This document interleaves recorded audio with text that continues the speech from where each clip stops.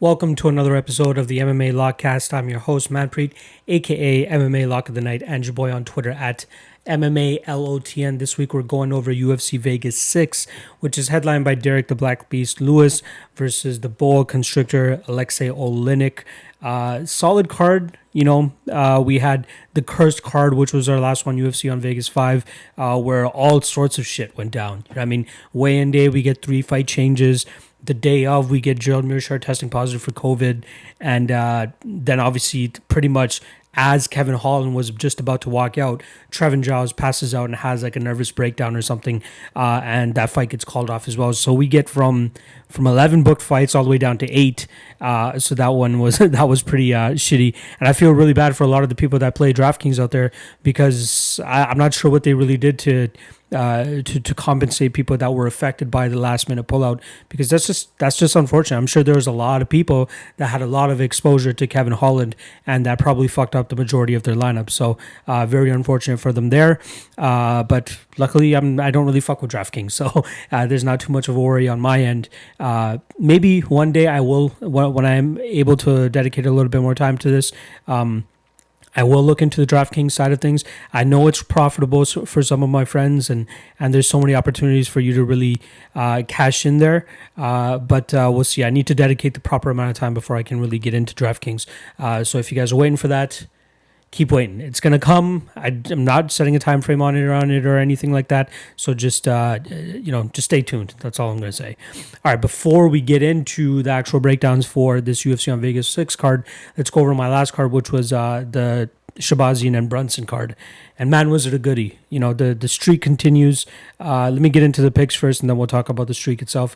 But let's go with there was only 2 plays because I actually had a parlay of Vicente Luque and Kevin Holland. I had 1 unit staked on that, and I believe the return was like plus 128. Obviously, Holland pulls out. It turns into a 1 unit play at minus 186 for Vicente Luque. That profits for 0.54 units. He ends up being my lock of the night play too, because earlier that week I had actually submitted and bet Ray Borg as my lock of the night play at minus 186 as well. I was super confident in that fight, and just as we saw the Nathan Maness fight play out with Johnny Munoz, I believe it was, we saw the big question mark was Ray Borg going to be able to get Maness down. Yes, an astounding yes. We would have gotten that takedown and probably gotten the finish too, if I'm being honest. So very unfortunate that we won't be able to see that. They'll probably match them up again depending on what's going on with Ray Borg. But we definitely won't see the same type of line that we got the first time. So just say sayonara to that. Maybe it's a potential parlay piece if they do end up matching each other up once again. So lock of the night play. I added 3.5 more units to Vicente Luque at minus 201 once Ray Borg pulled out, and that comes through. A lot of people continue to doubt Vicente Luque. He's taken a lot of damage, but y'all must have fucking forgot about my boy Vicente Luque. Super talented guy, very technical. The only things that I still feel like he needs to patch up is his striking defense. But luckily, like right off the bat, he didn't really need to worry too much about what Randy Brown brought to the table, as he was able to establish his leg kicks pretty early, really get Randy Brown hurting, and Randy Brown just was not able to really get his own game going. I will say it seemed like the momentum was slowly starting to shift in the second half of that second round. As Randy Brown kind of just threw his game plan out the window and just started winging shots. And Vicente Luque does that thing where he just stays in the pocket, doesn't mind getting hit with a couple shots. Even in the clinch, he was getting hit with a couple knees, just did not give a fuck. He just stayed on his path and just continued to dish out damage to Randy Brown, and then eventually lands that beautiful knee, which drops Randy Brown and gets the finish in the waning seconds of the second round. Very happy to catch that. I'll back Luque for a while. I did actually fade him last time against Nico Price, but that was mainly due to the price. Once again, another little pun for you guys there. But he was like plus 280 something. I'm like, I had to take a shot on Nico Price at this mark. You know what? I just want to see what I actually got him at since I'm on this page.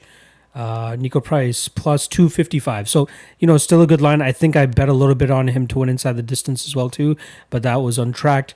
But yeah, Vicente Luque is still around. He's still he still has a lot of potential to fulfill. I just hope he works on his striking defense a little bit more so that we can be a little bit more comfortable and not have to sweat as much whenever we fucking bet on this guy.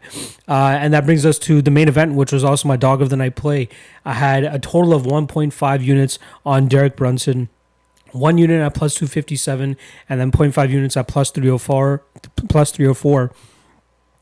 And man, I wish I went more. Again, hindsight is always 20/20, but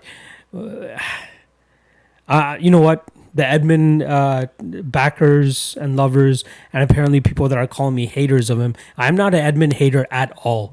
I have no hate towards this guy. I'm very high on him too. I think he has a ton of potential, but there are just certain things that he needs to fix in his game. And thinking that you're always going to go out there and stop somebody in the first round and then just gas yourself out doing so, it's not the way to go. Especially at 22 years old, this is a lesson that he needed to learn, in my opinion. And I feel like if he lost that Darren Stewart fight, that would have been a lesson in itself, and that probably would have helped him even more.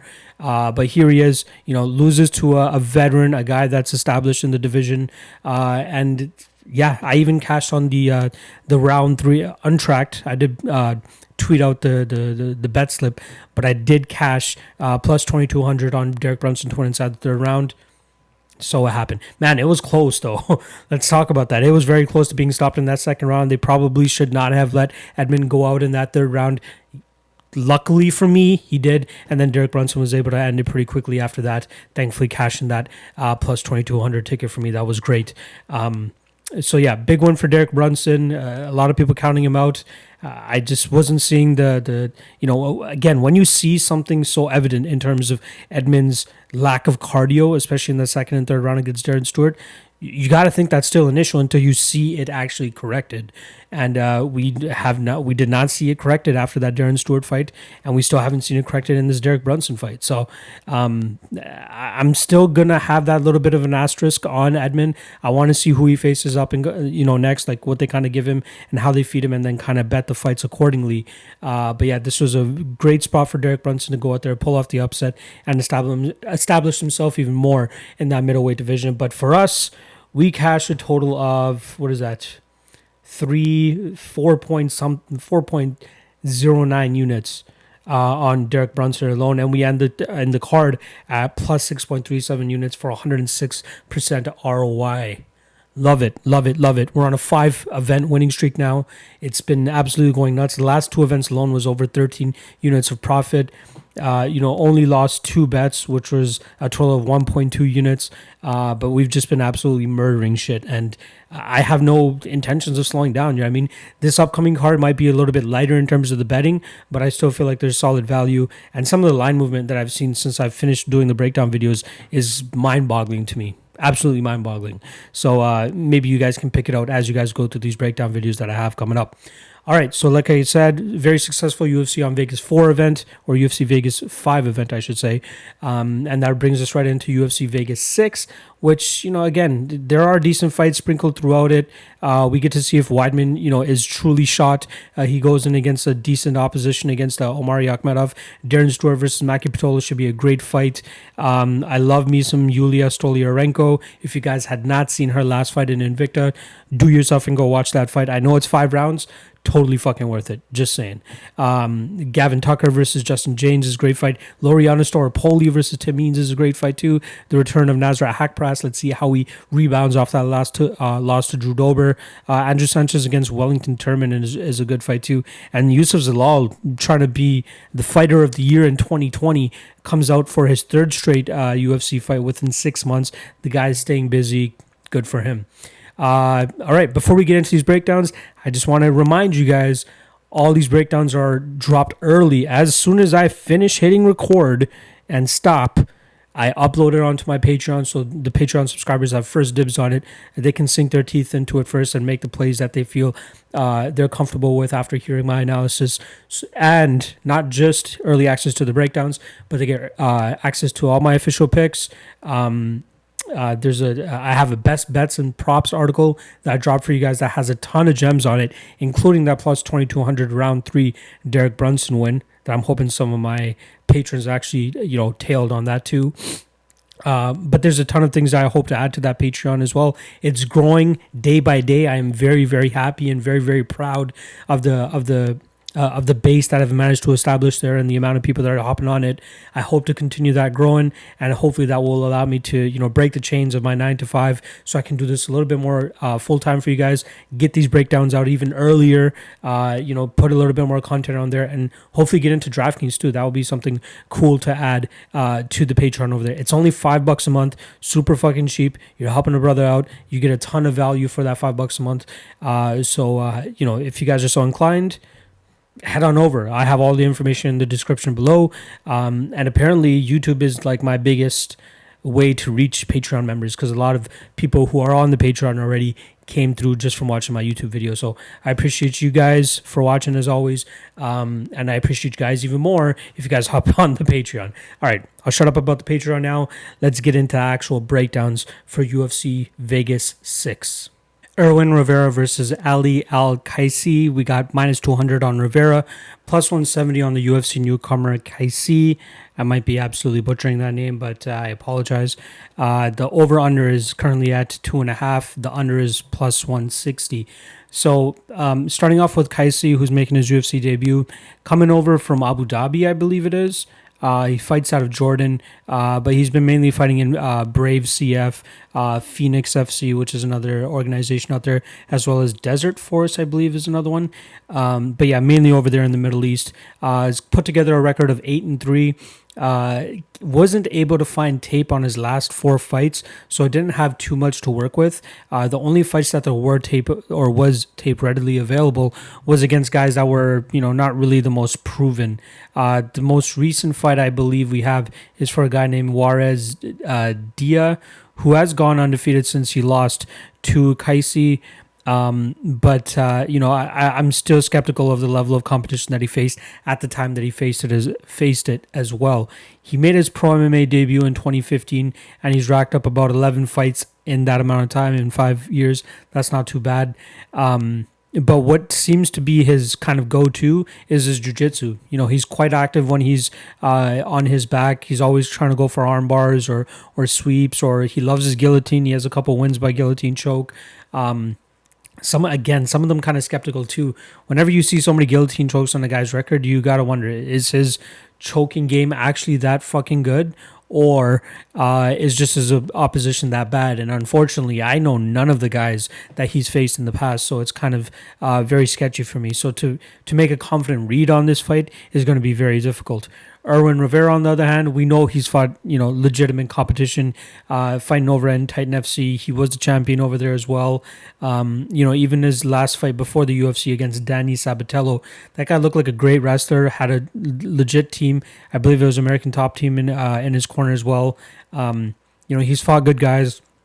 Showed a ton of potential, has a bunch of finishes on his record as well too. So one line that actually stands out to me a little bit more would be the under 2.5. +160. Both guys seem to be finishers. I'm intrigued to know what Ali Al-Qaisi's cardio is going to look like when it comes into the third round.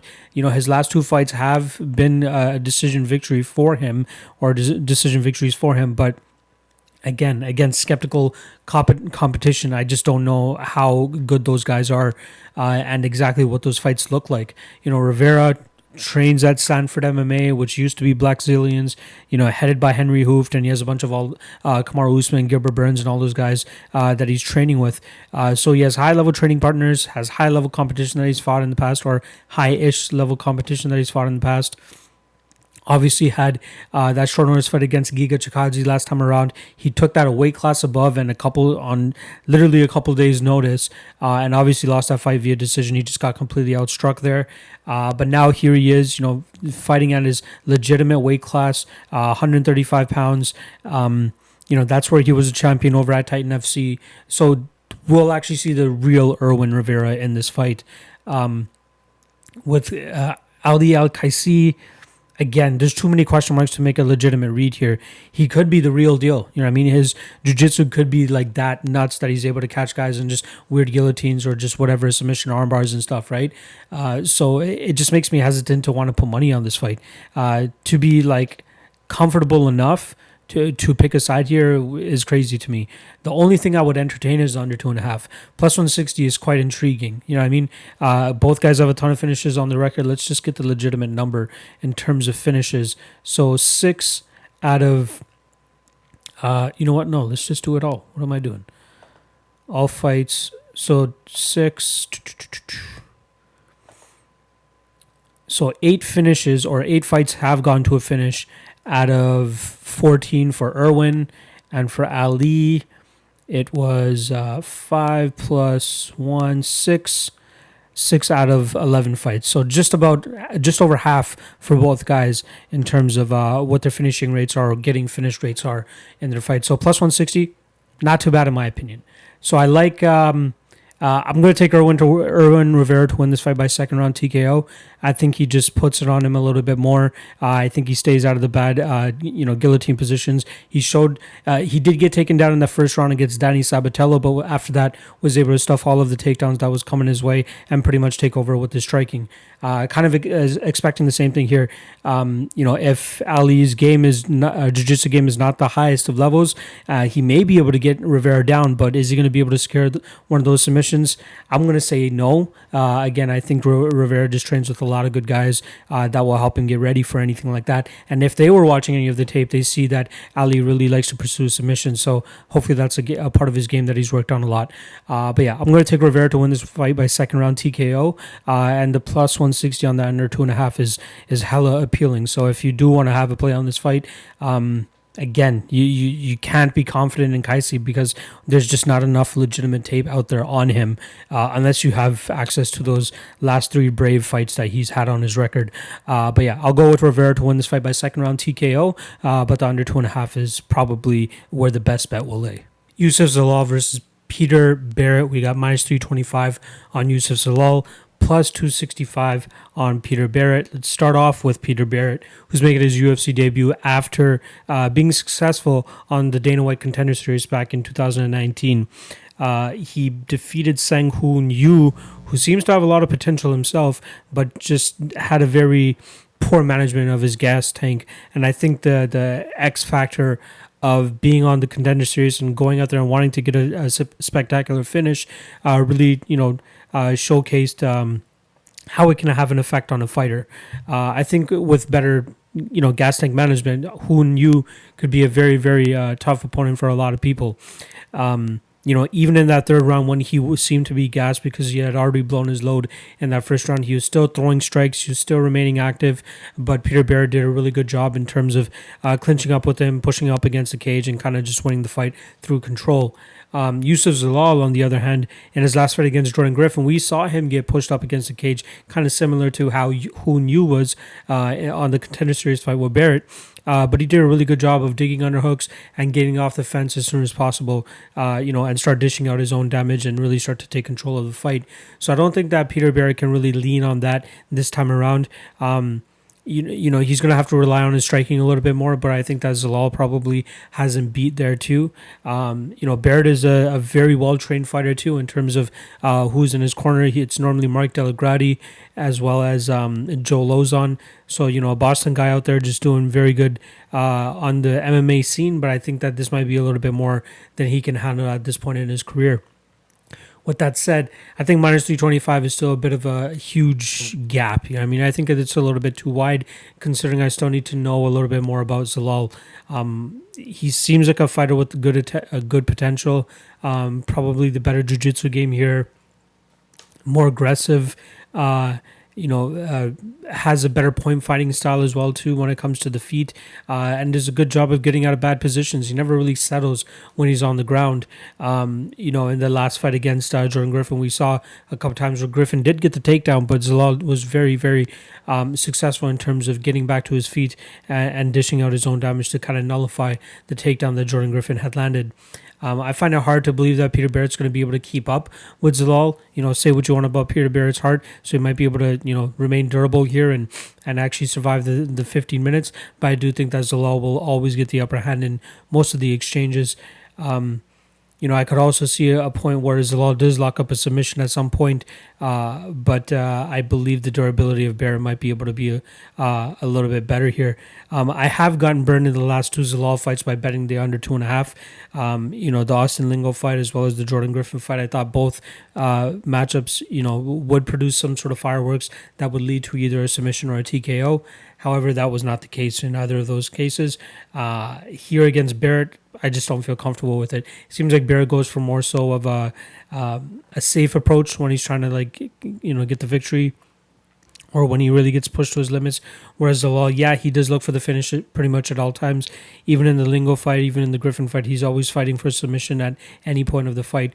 But the safe nature of what Peter Barrett plays makes me a little bit more skeptical in terms of playing the under here.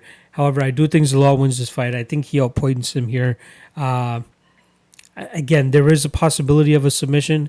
I would like to see what the sub prop comes out as, and maybe that might be worth a poke.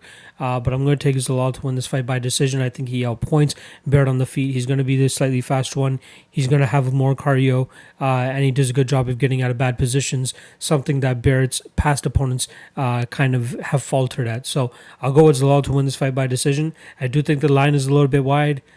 Maybe throw him in a parlay if you'd like, but in terms of betting him straight up, I would pass on that. But this isn't even a dog or pass situation in terms of, I would rather pass and not take the dog than bet on this fight. Maybe just put Zalal in a parlay, and that would be the best bet. So I'll go with Youssef Zalal to win this fight by decision. Gavin Tucker versus Justin Jaynes. We got minus 210 on Tucker, plus 175 on Justin Jaynes. Let's start off with the Canadian, the governor, Gavin Tucker. He's coming in to this fight off of a win over Sungwoo Choi. That happened back at UFC 240 back in July of last year. So it's been a little bit of time since he's been off. He was actually scheduled to fight Billy Quarantillo back in April, but obviously that fight got canceled due to the coronavirus. But now here he is back once again and facing a guy that should be a relatively easy matchup for him, not to mention somebody that he's pretty much already fought. And I don't mean like this is a rematch between the two guys. I mean like he pretty much fights the same way that Sam Cecilia does. If you guys remember Sam Cecilia, power puncher, likes to come forward and doesn't really have much else. Like he just looks for the winging shots, one and done type of fighter, doesn't really throw in combinations, plodding forward. This is actually going to be his first time fighting down at 145, at least according to Tapology. The closest he's gotten before, I believe, is 149 or 150, but never truly at 145. So it would be interesting to see what kind of Justin Jaynes shows up, with this being his first fight at 145, especially, considering everything that's going on right now and all the extra stipulations and procedures and protocols that every UFC fighter has to follow now due to these, COVID events, as I like to call them. But yeah, Gavin Tucker, showed a very flawless performance against Sam Cecilia in his UFC debut. That was way back in February of 2017. But, it gave a lot of high hopes to a lot of people. The commentators were very much impressed with him. A lot of people were very high on him going into that Rick Glenn fight. And I think it was even Brian Stan that kind of, he kind of compared him to Cody Garbrandt in a bit. In that Sam Cecilia fight in regards to how he moved and how good he looked. In the Rick Glenn fight, looked good for that first half-ish round or so. And then once he got dropped, it really started to go downhill from there. It seemed like the size played a little bit of an advantage for Rick Glenn. The pace is his just one gear. Rick Glenn has one gear, and he was able to sustain it pretty much at a level pace from minute 1 to minute 15, and it really caught up with Gavin Tucker. Mix that in with a couple of, I got a little bit of insider notes in terms of, having a difficulty with the rehydration process, a difficult cut. But you could really see the pep out of Gavin's step after he got rocked that initial time. Now, would it have been the exact same outcome if he didn't get rocked in that first round? Maybe, possibly. I'm not trying to take anything away from Rick Glenn because I do believe that Glenn is a very, he's a very impressive fighter. He's a very talented fighter. He's a very gritty fighter, and that was a very tough for him. That was a very tough fight for him. But luckily for Gavin, roughly 2 years later, goes back into the same arena that he got his ass whooped in, and pretty much exercised his demons, got a finish over Sungwon Choi in the third round via rear naked choke. That was a fight that it seemed like he really started to take the grappling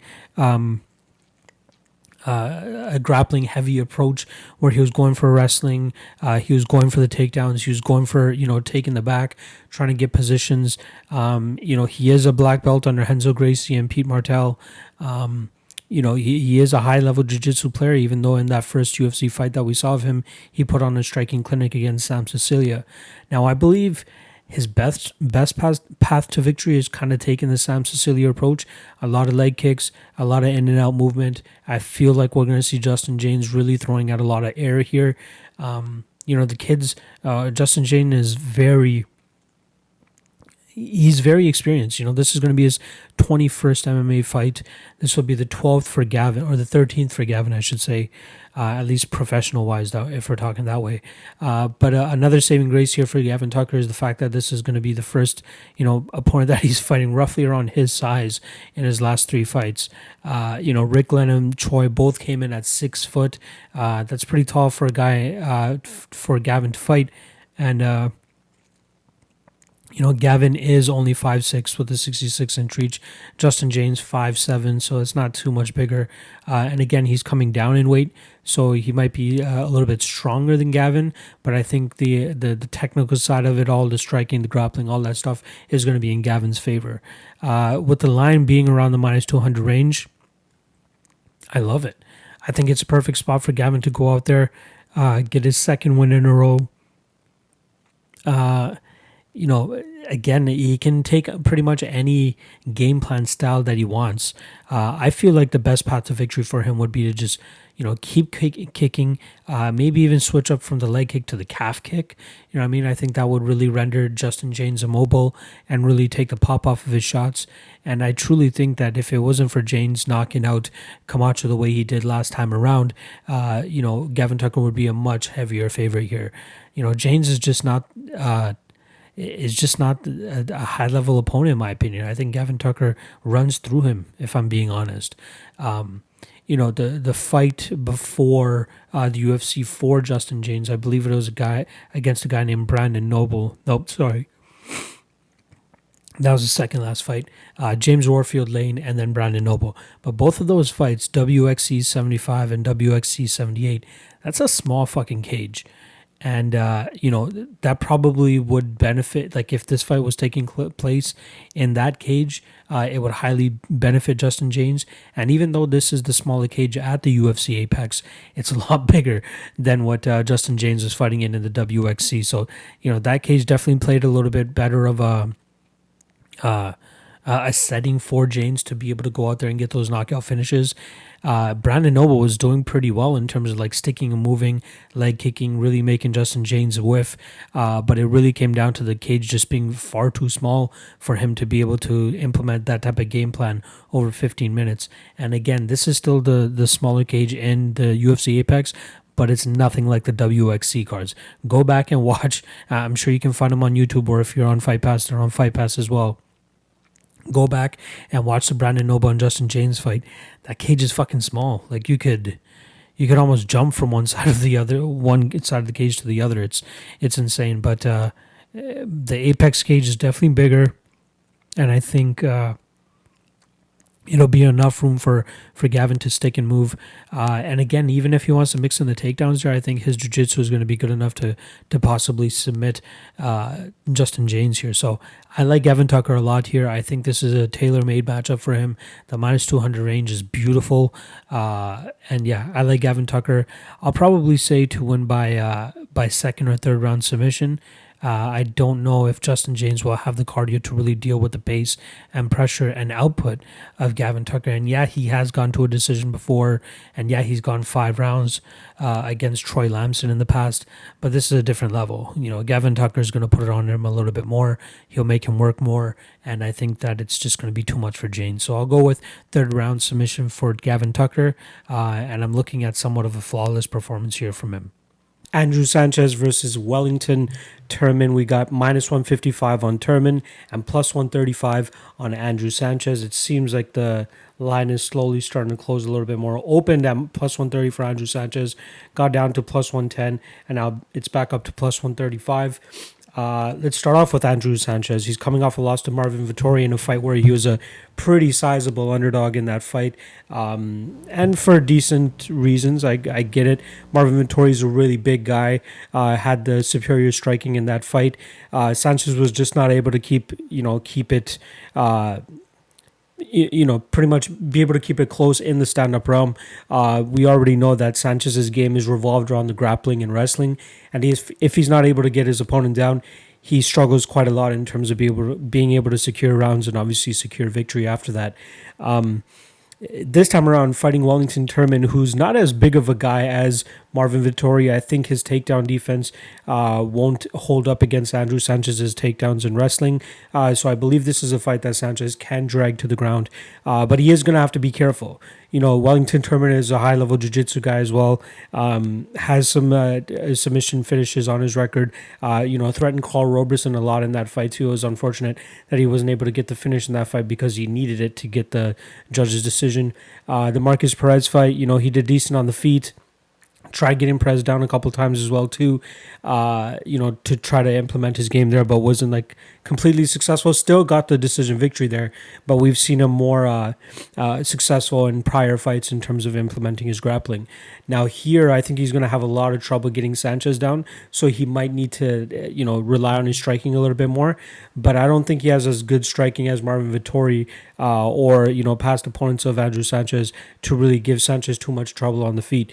Sanchez's striking himself has started to develop a little bit.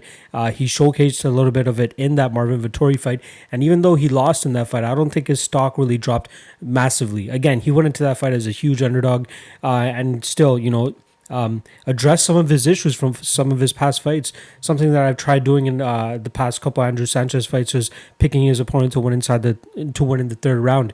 Like we've seen Anthony Smith and Ryan Jaynes both very successful to completing that prop, but Marcus Perez and Marc-Andre Barrett weren't really able to defend heavily enough against the grappling of Andrew Sanchez. Specifically that Andre Barrett fight, I had Sanchez heavy in that fight. I had him as my lock of the night play for that event, and he came through for me. But man, that third round, he really had to work to get that takedown to secure the victory in that fight. And he just had that little extra oomph that Marc-Andre Barrett was not able to bring in that third round, which allowed him to secure that third round and secure victory. But again, he looked very, very tired and very, very gassed in that Andre Barrett fight, specifically in the third round. However, when he came back in this Marvin Vettori fight, I was very surprised at what his cardio looked like. Like in that third round, he was the one that was pressing Marvin Vettori. He was the one throwing spinning stuff. He was the one, engaging in the striking. And I guess he kind of knew he was probably behind on the judges' scorecards, which kind of allowed for him to, maybe have a little bit of extra energy to try to really close that fight out and try to get a finish or seek some sort of finish. But we've never really seen that from Andrew Sanchez in the past. We've always seen him slow down in the third round. And going into this fight, it kind of escaped me, the third round of the Vettori fight. I didn't really remember too much of it when I went into taping this fight. And I'm like, all right, I can't wait to tip, Turman round 3 or possible draw, considering if Andrew Sanchez squeaks out the first 2 rounds and then Turman lays a beating on him in the third round. But his performance in this Vettori fight, made me feel as though he's turned a bit of a corner. And now I'm not completely saying that, that one fight was the one to really sell me on the fact that he's totally turned the corner on his cardio. Like I am a bit of a believer, but not so much of a believer to believe that, he's going to showcase it once again. When it comes skill for skill and who's going to be able to implement the game a little bit more in this fight, I truly believe it's Andrew Sanchez. I think he will be able to get Turman down. I believe he'll be able to stay out of any submissions that Turman throws up. He has a strong top game when he's able to keep his opponents down. He does a good job of staying out of submissions. So I think he'll be able to do that for at least 2 rounds. And I'm not sure maybe if the pace between him and Marvin Vettori was slightly slower. Like, they were throwing pretty consistently on the feet, and he did get hit a lot by Vittoria, but he was still inside of it. But I wonder if maybe grappling and trying to keep an opponent down will exert more cardio from him, so he will look even more tired, just as he has in the past in the third rounds of his fights. So depending on what the third round for Wellington Turman to win inside the third round, depending on those odds, like if we get like plus 1,700 or plus 2,000 or something like that, I wouldn't mind sprinkling a little bit just to test the theory of, if Sanchez engages in more of a grapple, a heavy fight, it just exerts more energy from him, which is when we'll see his cardio issues start to spark up again. And again, I do believe that this will be a grapple heavy fight where Sanchez is just trying to keep Turman down, trying to stay out of submissions. And I think he'll do good enough to stay out of those submissions. And again, if he shows the cardio improvements that we saw in his last fight this time around, I believe he'll be able to stay out of those submissions. I believe he'll not be able to stay on top, not really get reversed or anything like that. And we could see ourselves, a classic Andrew Sanchez 3-round decision, just absolute grapple fucking. Sorry about that. Just a classic Andrew Sanchez decision. But again, I will more than definitely give a look to that Turman round 3 prop, and it's a possibility here. But for Sanchez, and I am a Sanchez fan, I hope he has truly turned that corner with his cardio. And if he showcases it in back-to-back fights here, I'll be very, very, very, very impressed. He is the slight dog right now, so I do believe that there is a slight amount of value on him. But I do want to see, as the week progresses, what kind of line we get Andrew Sanchez at. If he closes closer to like the plus 180, plus 200 mark, it might force my hand to play a little bit of a play on him. But even the Andrew Sanchez to win by decision is plus 220. I'd like to see it a little bit sexier. You know what I mean? I want to see it a little bit higher than that. But yeah, I am going to take Andrew Sanchez to win this fight by decision. I think he has made a bit of an improvement with his cardio. Again, not the most confident, just because I want to see it in more than just one fight. Just, you can't base a bet strictly based off of what you saw just in their last fight. You need to see a consistent amount of proof over numerous amounts of fights to really make a conclusion about a fighter like that, especially if it's a flaw that's plagued them for the majority of their career. So once again, I'll go with Andrew Sanchez to win this fight by decision, but I'm truly interested to see what his cardio looks like if this fight hits the third round once again. So lastly, Andrew Sanchez to win this fight via decision. Nasrat Haqparast versus Alex Munoz. We got minus 240 on Nasrat Haqparast, plus 200 on Alex Munoz. The under 2.5, plus 135. And again, it's at 2.5, so there's a reason I'm pointing that out. So let's start off with Alex Munoz. Pretty much leading up to his last 3 fights, he was going in there and absolutely dusting guys. His second pro fight, 3-second knockout. We have that on the tape index, so make sure you guys go to the tape index, check that knockout out. It was pretty impressive. But in the last couple stretch of fights, second last fight beat Nick Newell via decision in the Contender Series back in 2018, and then his last fight beat Troy Lamson, which is a fight I believe was on the Dana White looking for a fight, and I think that they were going there to look for Troy Lamson. Outsteps Alex Munoz with the decision victory there. A solid win for him there. This is a guy that I believe trains out of Team Alpha Male, has solid wrestling, a great wrestling base, so something that he can always lean back on, but he has a ton of power too. It seems like he throws with a lot of heat in pretty much all of his punches, has solid jiu-jitsu, but wrestling is obviously his base. I feel like in this fight with Nasrat Haqparast, first of all, the line is a little bit too wide. I'm not willing to pay minus 240 on Nasrat Haqparast, who, seems like he still has a little bit of improving to do. Has fell a little bit on hard times in the last couple bouts. Lost to Drew Dober. I'm not sure why I thought he lost the fight before that, but lost to Drew Dober last time around as a heavy favorite, and now he comes to try to rebound off of this loss against Alex Munoz. So we kind of know Haqparast's style. He's mainly a striker, likes to kind of throw not too much in combinations, but likes to throw power pretty much in anything. Has decent movement, has good footwork, has a ton of power in his hands. Again, not really a grapple heavy type of guy. Really just likes to implement his striking and try to knock his opponent out. And I feel like Alex Munoz is going to try to test him in that too. But it also opens up some takedown opportunities for him. Haqparast, decent takedown defense. When we saw him fight a grapple heavy fighter in Marcin Held, we saw Held really get the better of that fight. And Alex Munoz's wrestling game is, it's legit. I'll give it to him. I think it is actually pretty high level. With that said, I always find it so hard to bet on UFC debutants coming into the UFC. And Munoz has a solid base in terms of his wrestling prowess coming from TM Alpha Male. So he does have that experience in terms of sparring with some of these higher level guys. But Haqparast does a good job with his footwork to get out of bad positions. I think he's grown a lot since that Marcin Held fight, which was his first fight in the UFC, which kind of makes it, again, with this fight against Alex Munoz, you don't know what you're going to get with the UFC debutant.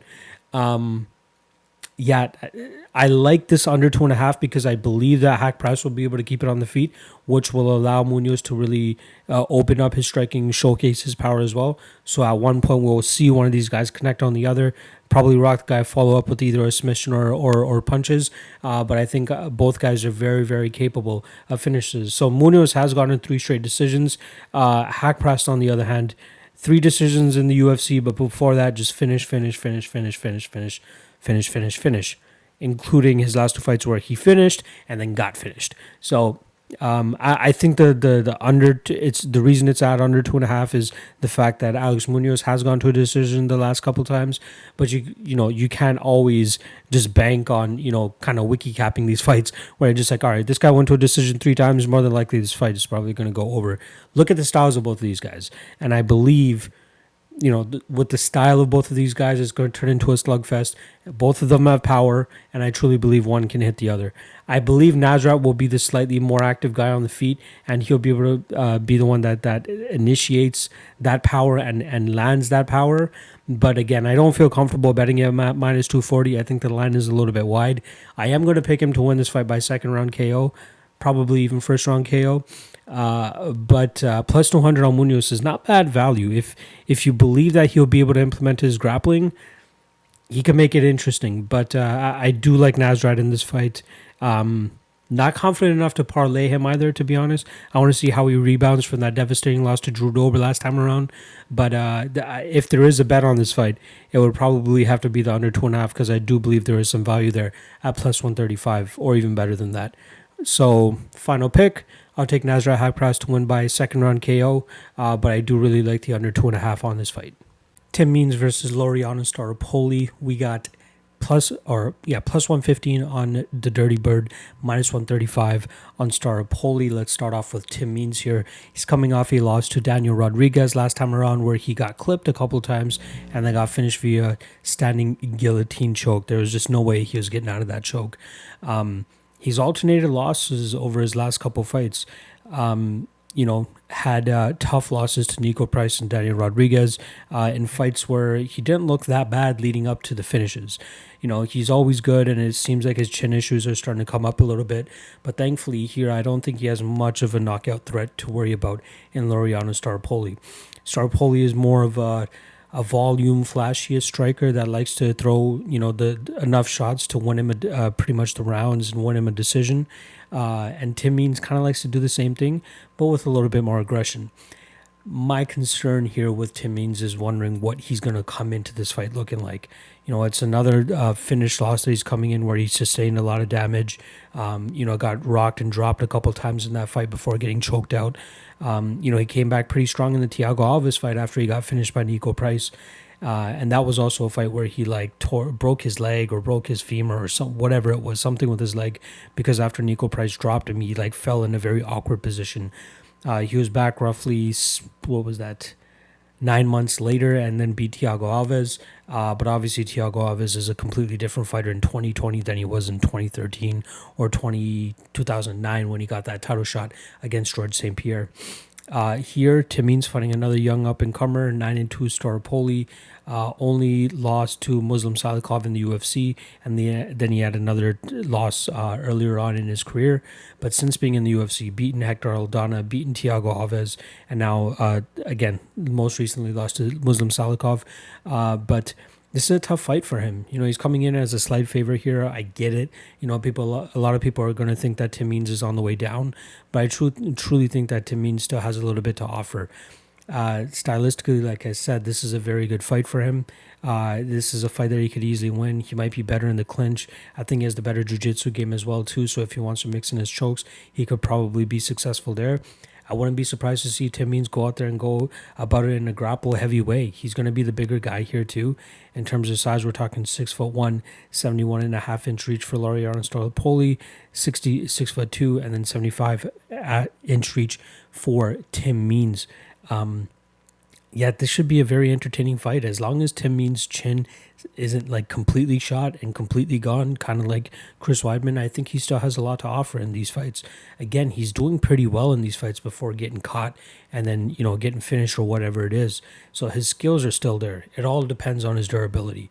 And I'm not really willing to find out what his durability is like, but if you do fancy yourself to bet this fight, I believe him at the underdog odds are a little bit of the value side, I should say. It all comes down to his durability, and I'm not willing to risk my own money to find out whether his durability is still there. I do favor him to win this fight. I think technically he is the better fighter.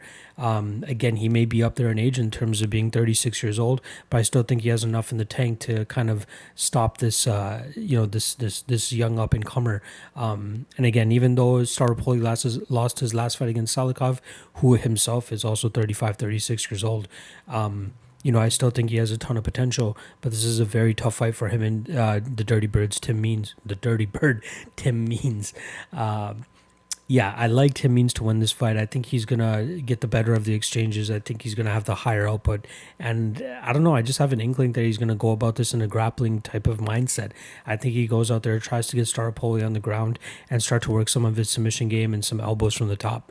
But yeah, as an overall fighter, I think Tim Means is the better play here and the better fighter. Dog money, you go with the dog money in close fights like this. And yeah, I think we see Tim Means win this fight via decision. But just another, bump in the road for Staropoli, who I believe still has a ton of potential and can definitely make some noise in this UFC welterweight division. But I don't think this time is going to be his night. I'm going to go with Tim Means. He gets, back on track. Continues his pattern of win-loss, back onto the winning side. But yes, I do like Tim Means to win this fight via decision. And yeah, just getting back on track. Beneil Dariush versus Scott Holtzman. We got minus 155 on Dariush, plus 135 on Scott Holtzman. Another intriguing line here where the fight doesn't go to decision is plus 115.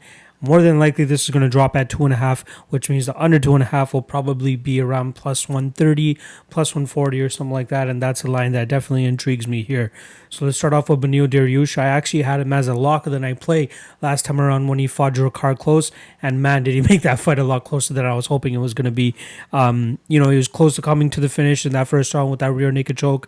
If it was on the ground, he probably would have been a little bit more successful. However, he was pretty much just backpacking Drakkar Klose, and it made it a little bit difficult for him to really sink in that choke. He talked about his legs being a little bit blown out due to the fact that he was just, backpacking Drakkar Klose as much as he was in that first round.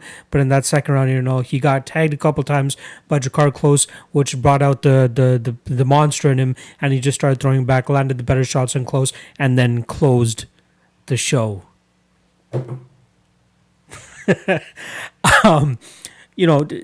Skeptical performance there from Beneil Dariush.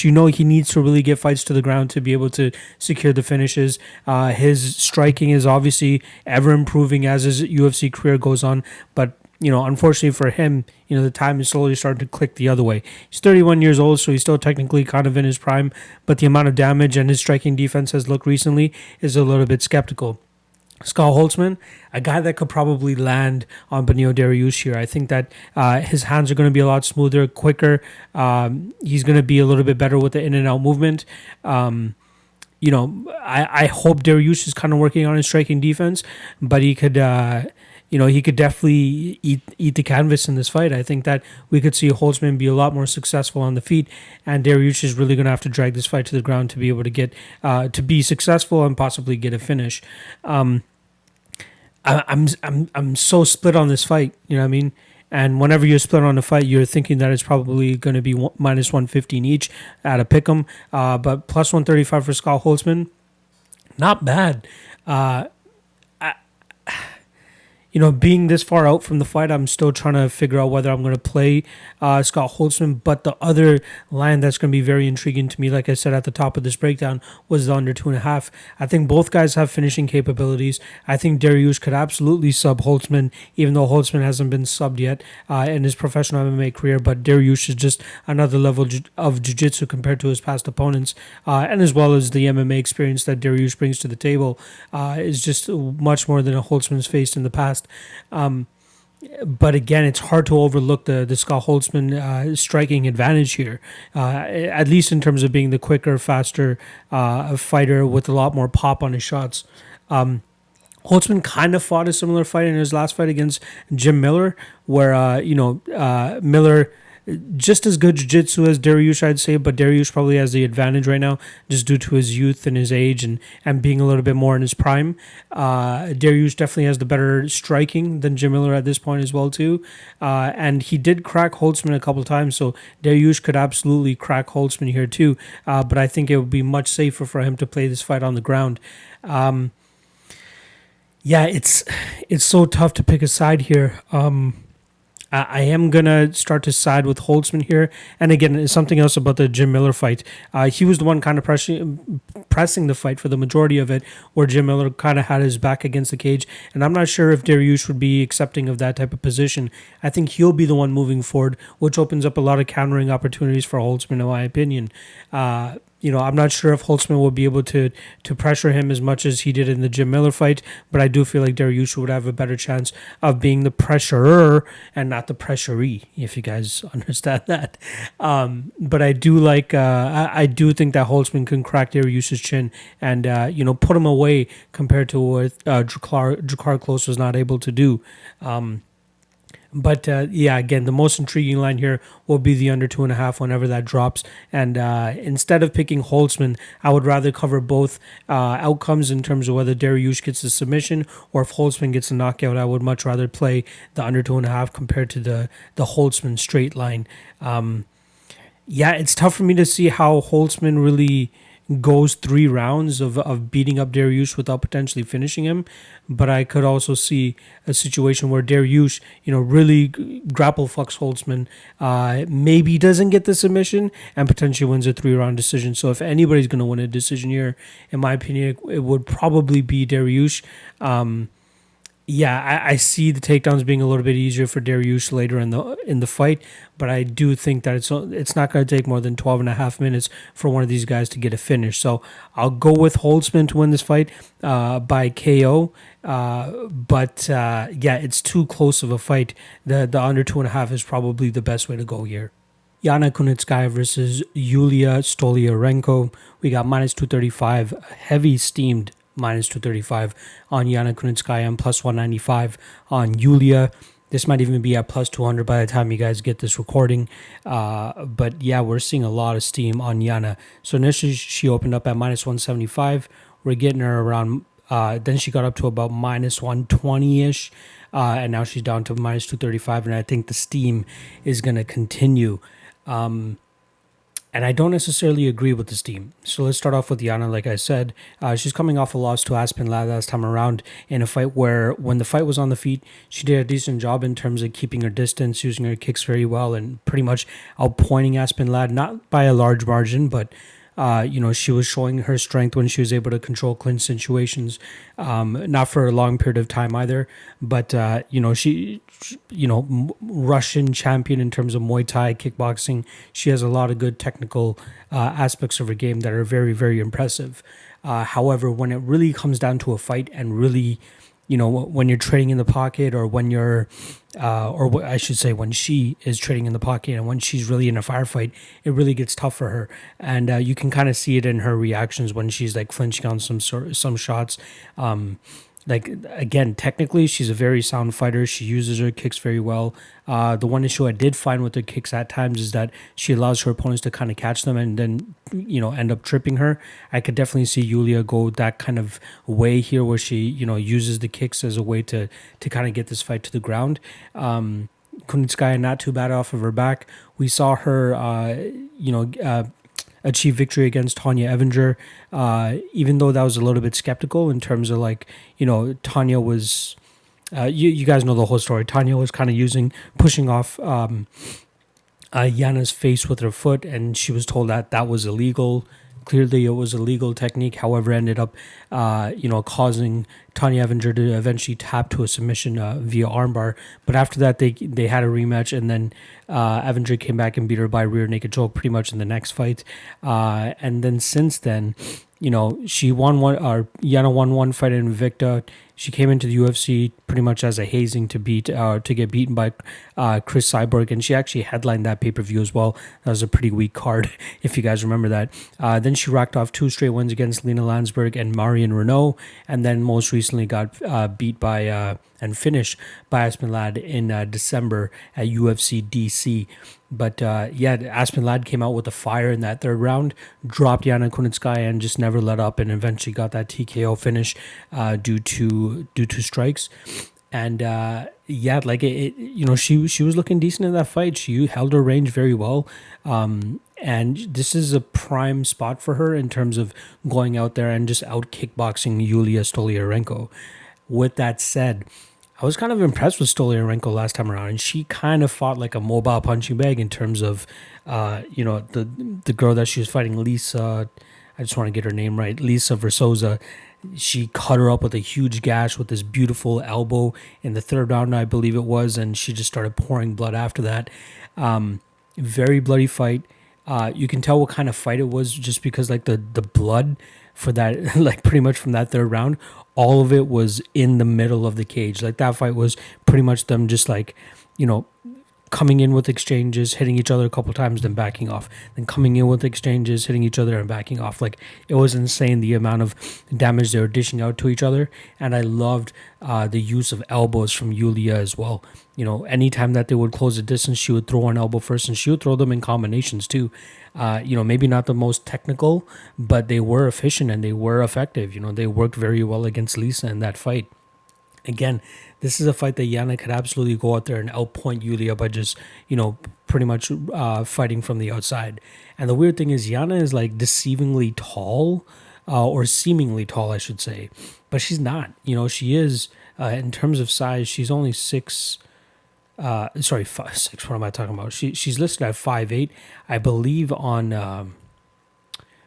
the tail of the tape, they actually even had her at 5'6", and Julija Stoliarenko is around 5'6", 5'7", and the reach advantage is for neither. It's like an inch and a half at most for Yana Kunitskaya. It's nothing spectacular. So in terms of her holding this range, it's all going to come down to her using her leg kicks, and I feel like that's an entry for Julija to kind of get this fight to the ground. In a way, she's kind of like a Ronda Rousey. She has a ridiculous amount of armbar victories on her record. Let's just count that up real quick. 1, 2. This one's via flying armbar. 3, 4, 5, 6, 7, 8, 9, 10. 10 of her. Well, I guess she had a couple exhibition fights on the Ultimate Fighter. She was on that Ultimate Fighter season 28. And she has 10 armbar victories pretty much out of 11 fights. 10 wins. God damn, why can't I do the math right now? All of her wins are pretty much by armbar except one, which is insane. She's 9-3-1. But yeah, she loves that. She loves that armbar. She likes to pretty much jump from the armbar from clinch positions. So if Yana really wants to engage in the clinch, that's something that she's gonna have to worry about. And Julija is very active from the clinch as well too. She's gonna throw those elbows. She's gonna throw those knees. She's gonna stay active. And I think it's gonna be a tough fight for Yana. For only so long, I can see her really just staying on the outside and picking apart Julija. And I do not feel confident at all at minus 235 for Yana to really win this fight from that position. It's a tough fight. The value obviously here is on Stoliarenko. If you want to bet this fight at all, you're getting close to plus 200 for a girl who is a proven fighter, who isn't afraid of the firefight, who isn't afraid of the pocket, and is willing to push the pace, and push the pressure and really be in her opponent's face. I don't mind the value side here. I could absolutely see an argument for Yana going out there and I'm pointing her from the outside. And this might be one of those situations where I'm picking Kunitskaya to win, but, the value side is clearly Julija here. And I kind of like her. I think she's going to make Yana break. I think, some of those elbows are going to cut her up. She's going to damage her nose, just as we saw her kind of start to fold in that third round against Marion Renault when she broke her nose. Julija is really going to bring it to her, and she's going to cut her up. She's going to make it a very tough fight. I see the kicks again, like I keep saying. I think the kicks are going to allow an entry for Julija to try to drag this fight to the ground. And I wouldn't be surprised if we see an armbar finish from her either. So, Julija, maybe even to win inside the distance. I would love to see what the sub prop is going to drop at. Maybe it's like plus 400 or something. Might be worth a little bit of a poke. But even Stoliarenko, better than plus 200. That's the value side. That's probably where the money should go if you're looking at betting that fight. This line is far too wide. And even though that there are technical differences, and obviously Yana technically is much, much better than Julija here, it truly comes down to who the fighter is here. And I truly believe that it's Stoliarenko. I think just her ability to absorb damage and dish it out pretty much at the same rate, if not more, it's going to have a huge difference here. So I'm going to take, I'm going to take Kunitskaya. I think she'll get the, she will outpoint her a bit. But the value side by far is Julija here. If she could make this grimy, if she could make it dirty, if she could get Kunitskaya onto the ground, we could possibly see another armbar victory for her here. So I'll go with Kunitskaya to win by decision, but I'm do not parlay Yana Kunitskaya. Do not play her at minus 200 or wherever the fuck she's at now. If you do want to bet this fight, Stoliarenko is the way to go. She's clearly the value side here at plus 200. Darren Stewart versus Maki Pitolo. We got minus 160 on Darren Stewart and plus 140 on Coconut Bombs. The fight doesn't go to decision as minus 155, which is a line that I'll probably keep my eye on throughout the week or during the fight week. You guys know what the fuck I mean. Let's start off with Maki Pitolo. I actually had a large wager against him last time around when he fought Charles Bird, as I believed Bird was going to be able to get Pitolo down, pretty much control him and then work his way to a submission. But Pitolo looked really good. I believe his fight against Callum Potter was down at 170, but he missed. He just had made weight. But he had a lot of issues according to the commentators. And last time around, when you fought Charles Bird, I was at 185, and now here he is once again coming in at 185 against Darren Stewart. This could be a good thing for him. Maybe that's why we saw him look slightly better in his last fight. Charles Bird was really working hard to get those takedowns. Pitolo did a good job in terms of reversing them and getting the better position. It seemed like he had the better gas tank at that, after that first round too. So that's something to keep an eye on in terms of what it looks like moving forward. In the Potter fight, it looked like he was zapped and his cardio really did fail him a lot. That could have been an issue for him, which is why he's probably not going back down to 170. Here against Darren Stewart, he's fighting not a super big middleweight, but a guy that, pretty much has similar skill sets, but I would give the slight advantage to Darren Stewart in terms of striking abilities and technical striking abilities. I'm interested to know if we'll see Pitolo take a grappling heavy approach, which unfortunately for Darren Stewart has been the downfall of his career for the last couple fights. He is 2-2 in his last four. Those two losses coming to Edmund Shabazian, who's obviously headlined the card, depending on whenever you guys are watching this, and Fabinski. Who's just a huge, not really a huge, but a very strong and imposing middleweight himself, and does a really good job in terms of stifling opponents, grinding on opponents, dragging them down, clinching them up against the cage, and having the control for the better part of the round. And that's really what got the better of Darren Stewart in that fight. Deron Wynn tried pulling it off too, but Wynn is just not a 185er. As we've seen, as Wynn's career has progressed, his game just doesn't work against these higher level middleweights in the UFC. Unless he moves down to welterweight or even lightweight, which is probably where he should be, he's probably not going to be successful in the UFC. So Darren Stewart did a lot better against Darren Win against compared to Bartosz Fabinski and Edmund Shabazian. Again, I do believe he's going to be the better striker here, but I'm interested to know if Pitolo is going to go the grappling route. And, if he does, he could definitely stifle Darren Stewart, but I don't know if his grappling is going to be as good as Fabinski's. It definitely won't be as good as Fabinski's. His takedown entries probably won't be as good as Darren Win's. If Stewart is able to keep the distance here, maybe land some leg kicks and really stifle the forward movement of Maki Pitolo, he could have success here. I do think the line should be slightly tighter, maybe around minus 120, minus 130 for Darren Stewart. But these guys are almost mirror images of each other. But I do give the slight advantage to Darren Stewart here. With that said, I'm not really willing to pay the minus 160 on him. Again, I do think he is a slightly more talented guy, has a little bit more power in his hands, technically the better fighter, better kicker too.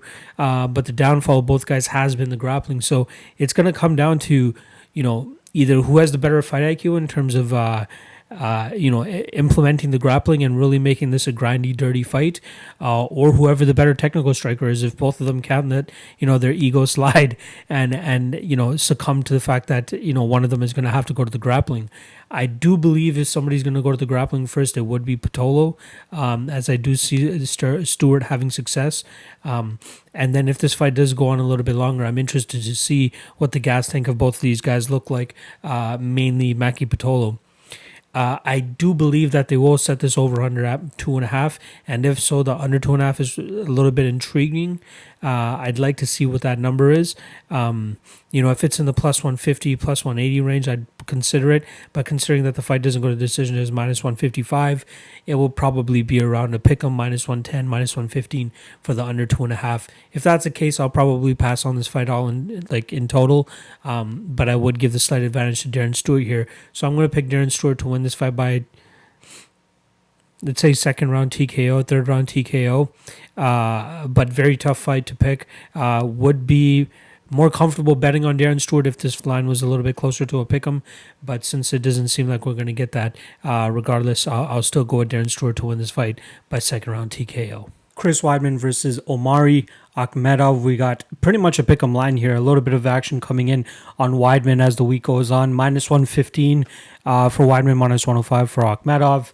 The one line that does intrigue me right off the bat, we are still waiting on most of the props to come out, but Akhmedov to win inside the distance plus 200. The reason I bring that up, let's look at Chris Weidman's last couple losses. So he is 1-5 in his last 6. The fight before that 6-fight stretch was against TRT-less Vitor Belfort. So that was an easy one for him. Ground and pound, pretty easy. But since then, ground and pound knockout by Luke Rockhold. I was actually at that fight, UFC 194 Aldo McGregor, back in December of 2015. Next up, Yoel Romero, flying knee and punches in the round 3, finished there. Knees via Gegard Mousasi, finished there. That's 3 in a row, finished.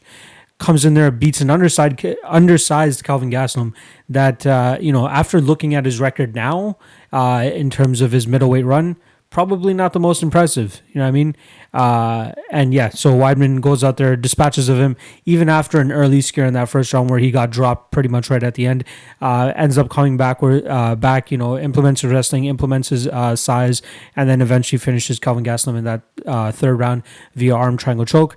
Next up, Jacare Souza shows pretty good striking, I won't lie. Very improved. With Jacare Souza, it's pretty easy to just get out of the way of his shots when he's just throwing winging bombs for the most part. But he still ends up getting caught by Jacare in that third round, gets put out there. That's another KO loss. And then for some fucking reason decides to go up to light heavyweight and face one of the craziest finishers, or one of the more devastating finishers, in the light heavyweight division, and an up-and-comer, 11-0 at the time, Dominic Reyes. Reyes pretty much flattens him in 2 rounds, not even. What were the odds on that fight? Plus 160 dog for Chris Weidman. Why I didn't take the shot on Dominic Reyes there, I have no idea. Weidman was actually scheduled to fight Jack Hermansson before this whole COVID thing. That ended up going down the boat, going down the shitter pretty much. Obviously, again, due to COVID. Jack Hermansson goes out there, gets a win over Kelvin Gastelum just a couple weeks ago. But we already know how a little bit easy-ish that is, even though that line was pretty damn close. Now, here he is against Omari Akhmedov, who doesn't have a finish on his UFC record. The last time he did, actually I lied. He does have a bit of a finish. He has two finishes. One against Thiago Perpetuo, who was his UFC debut. Finished him in round 1. And then he beat Brian Ebersol via knee injury. So that's technically a TKO. Gets the victory in that fight too.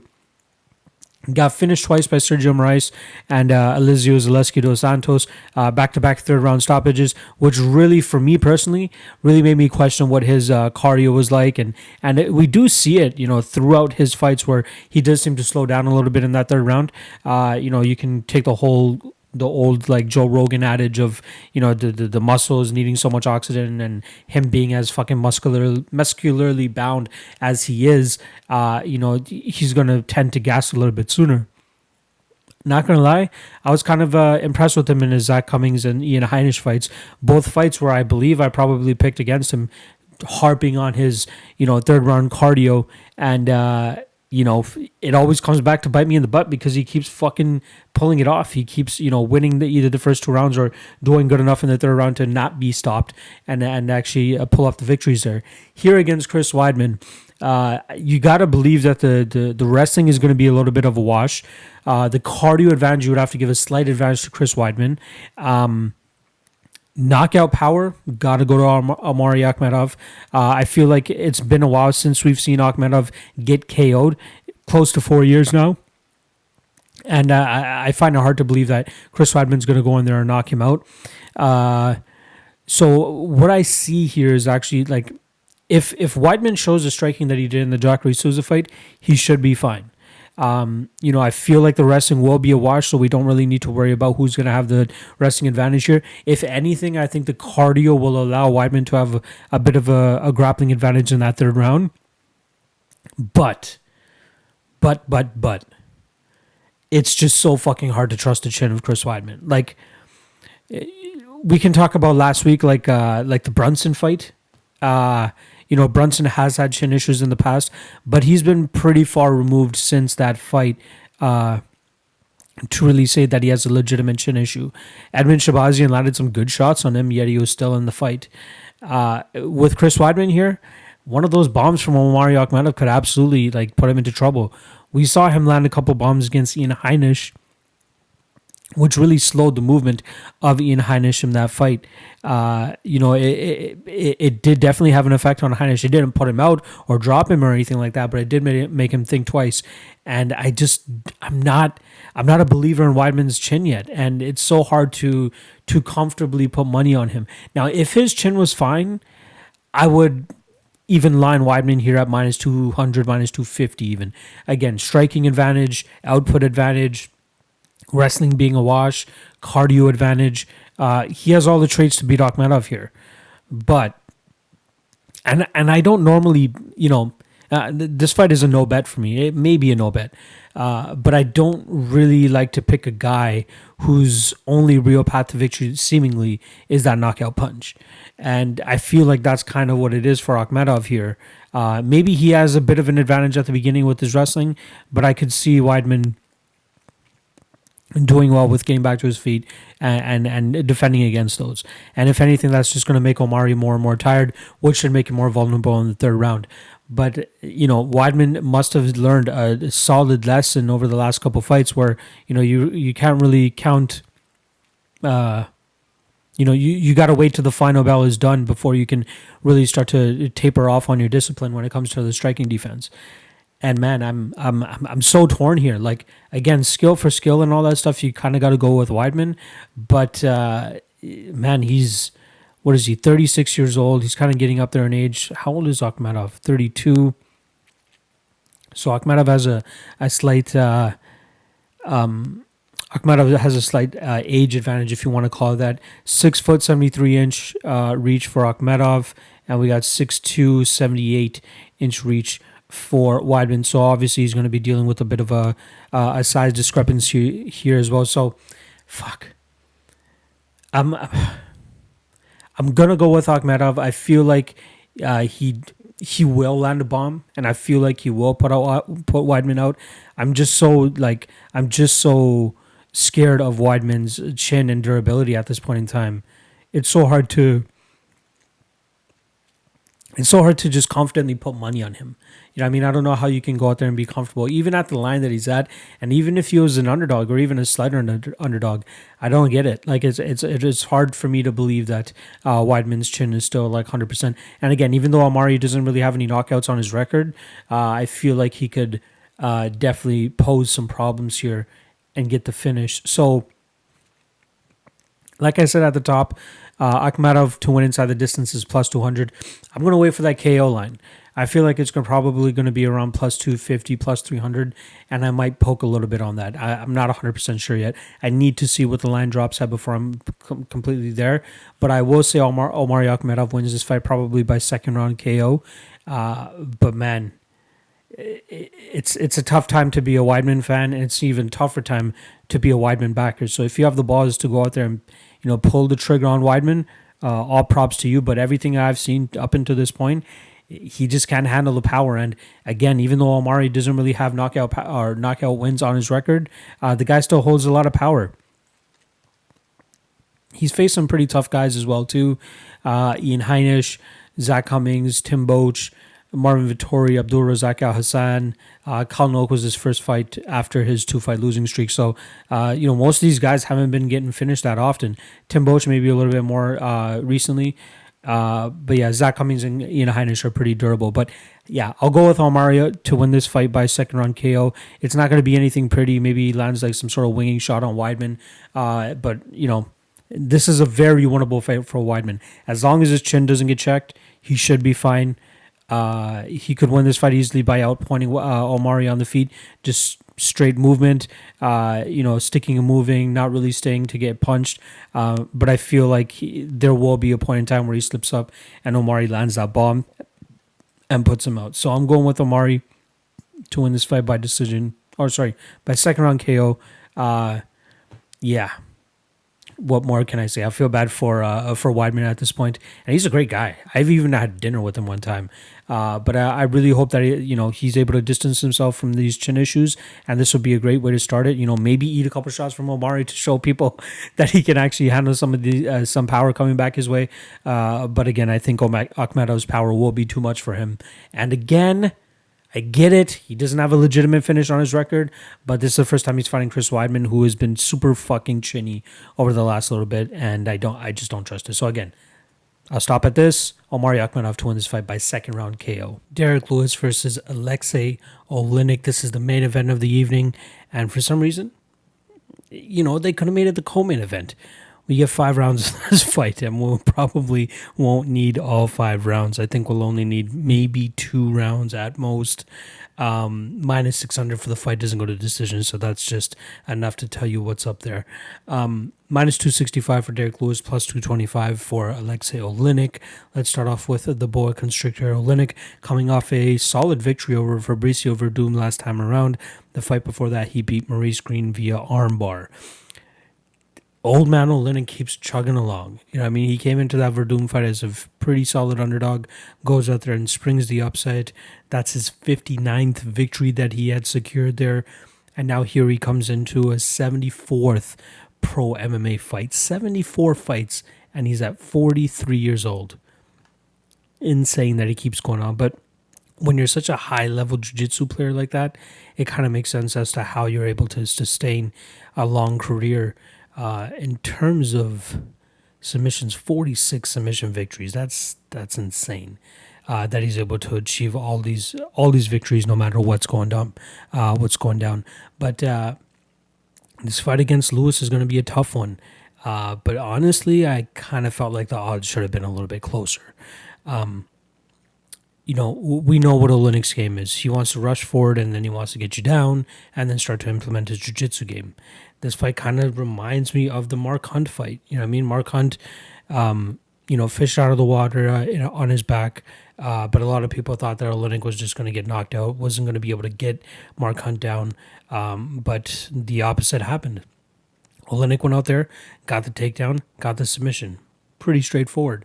The same thing could happen here against Derek Lewis. The only difference here, though, is Derek Lewis has this freak of nature type of power to be able to just stand up whenever the fuck he wants.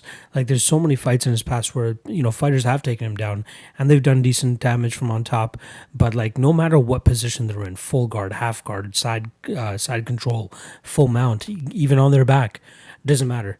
You know what I mean? Somehow he, turns over onto his belly, gets his arm down, gets his knee up, and then just starts, standing up. Like, there's nothing fighters can do to fucking hold him down. If there's any fighter that can, get him down and possibly do some sort of damage in terms of, getting a choke or getting an armbar or whatever the fuck it is, it's probably Alexei Oleinik. And don't let the age fool you. The guy's still going out there and getting submissions and finishes over guys that are much younger than him. It is a little scary. You know what I mean? It is definitely a little bit scary. But if you're a Derek Lewis backer and somehow he gets his back on the ground, you're going to be sweating too. That minus 265, minus 275 is not going to be looking that good if we get this into the boa constrictor's realm. And I, truly, my head, it's tough. Like, I'm kind of torn on this fight. Like, there's nothing that you can really extract from tape here that's going to be like, okay, this guy's for sure going to win, which is why I don't believe that this fight should be be lined as widely as it is. Derek Lewis could absolutely go out there and land a fucking bomb and put Oleinik out. But what if Oleinik, he sees that first punch coming, ducks it, turns it into a takedown, trips Derek Lewis, gets him on the ground, and then starts working his jiu-jitsu? I don't trust a minus 275 on a Derek Lewis that doesn't really know what the fuck he's doing on the ground. And again, even though he's able to just fucking muster up the energy and just stand up whenever the hell he wants to, I find it a little bit difficult when he's fighting a guy like Alexei Oleinik. I feel like Oleinik will do a good job of being able to keep him down long enough to potentially threaten with a submission. And if you're giving me that, I wouldn't mind it. Like, that's the odds are not that bad for that to happen. I would love to see what Oleinik via submission line is going to be. With him being at plus 225, it's probably going to be like plus 260, plus 270. And that's probably not even, that's not too bad. And it's probably worth a poke. Yeah, I'm going to say Derek Lewis to win this fight by a KO, TKO, because I do believe he has this ridiculous knockout power that he, if he can land on anybody, he'll be able to put him out. But, there's that potential. Again, there's just that potential that we see Derek Lewis find himself on his back and, possibly get finished that way. He had decent fights against Blagoy Ivanov and Ilir Latifi in his last two outings, but nobody has had the jiu-jitsu of Alexei Oleinik's level that he's fought since. I'm having to go real far back. Roy Nelson in 2016, but we never really truly saw Roy Nelson display his black belt in jiu-jitsu within his UFC career. So even if we go further past that, like, there isn't really anybody he's ever fought that has the jiu-jitsu at the level of Alexei Oleinik. And, say what you want about Oleinik's age, say what you want about how slow he is. He still manages to get guys to the ground, still manages to pull off submissions, and still manages to go out there and beat a guy who's pretty much a carbon copy of himself, but with better striking in Fabricio Verdum, and still finds a way to get the finish, or not the finish, but still get the victory in that fight. So I'm going to go with Lewis to win by first round KO, but definitely not a bet. And I truly believe that Oleinik is the value side here. So, don't be surprised if I do end up pulling the trigger on Oleinik as an underdog, or even his sub prop as an underdog play. But I do think that Derek Lewis will end up landing on Oleinik and putting him out.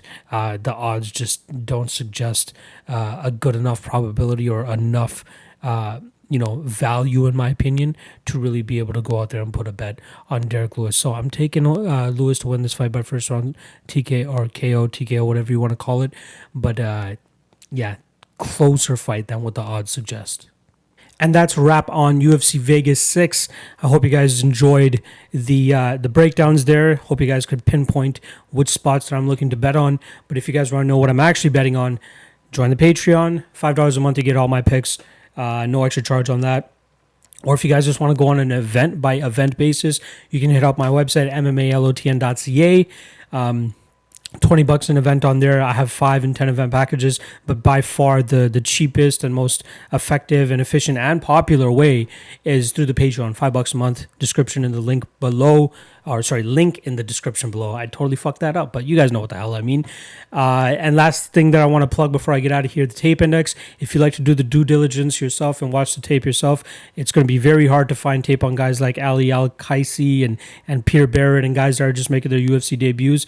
The tape index has you covered. We have everything that you need to get prepared for your gambling needs for every single UFC fight, every single day, Tuesday night Contender Series fight, every Bellator fight, every PFL fight whenever those guys come back.